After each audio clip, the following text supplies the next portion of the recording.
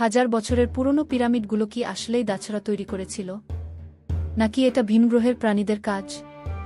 আজ আমরা এই রহস্যের আসল সত্য উদ্ঘাটন করব। এই ভিডিওতে আমরা জানব আসলেই কারা পিরামিড বানিয়েছে, কিভাবে তারা এত নিখুঁতভাবে এটি নির্মাণ করল, এবং প্রচলিত সব মিথ্যাগুলোকে ভেঙে দেব। ভিডিওটি শুরু করার আগে লাইক দিন, সাবস্ক্রাইব করুন এবং চলুন রহস্যের জগতে প্রবেশ করি। দাসরা পিরামিড বানিয়েছে। অনেকে মনে করেন হাজার হাজার দাস কঠিন পরিশ্রমের মাধ্যমে পিরামিড তৈরি করেছিল। কিন্তু প্রত্নতাত্ত্বিক গবেষণা কি বলে? আসল সত্য হল, মিশরের পিরামিড নির্মাণে নিয়োজিত শ্রমিকরা ছিল দক্ষ কারিগর ও ইঞ্জিনিয়ার। তাদের ভালো খাবার ও বেতন দেওয়া হতো। পিরামিডের কাছে তাদের জন্য আলাদা বসবাসের জায়গাও ছিল। তাহলে যদি দাসরা নয়, তাহলে কারা বানিয়েছে? ভিনগ্রহের প্রাণীরা পিরামিড বানিয়েছে। অনেকে বলে যে পিরামিডগুলো এত নিখুঁতভাবে তৈরি যে এটি মানুষের কাজ হতে পারে না। কিন্তু বিজ্ঞান কি বলে?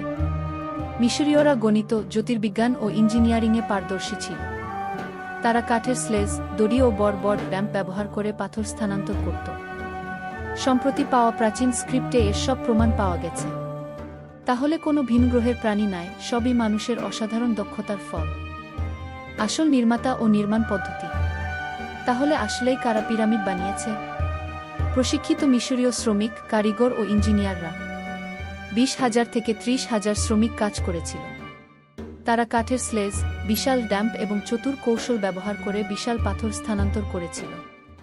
শুধু গিজার পিরামিডেই 23 লাখের বেশি পাথরের ব্লক ব্যবহার করা হয়েছে, এবং এটি মাত্র 20 বছরে সম্পন্ন হয়েছিল। নতুন আবিষ্কার ও গবেষণা।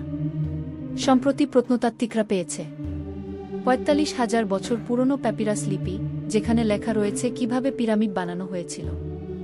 শ্রমিকদের সমাধিস্থল, যা প্রমাণ করে তারা দাস ছিল না, বরং সম্মানিত কারিগর। এসব প্রমাণ আমাদের দেখায় যে পিরামিড আসলে সুদক্ষ মিশরীয়দের মেধা ও কঠোর পরিশ্রমের ফল। আজ আমরা জানলাম, না দাস, না ভিনগ্রহের প্রাণী, বরং প্রকৃত মিশরীয়রা এই বিষয় তৈরি করেছিল। কিন্তু আপনি কি মনে করেন? পিরামিডের কোনো লুকানো রহস্য এখনও আবিষ্কার বাকি আছে? কমেন্টে জানান।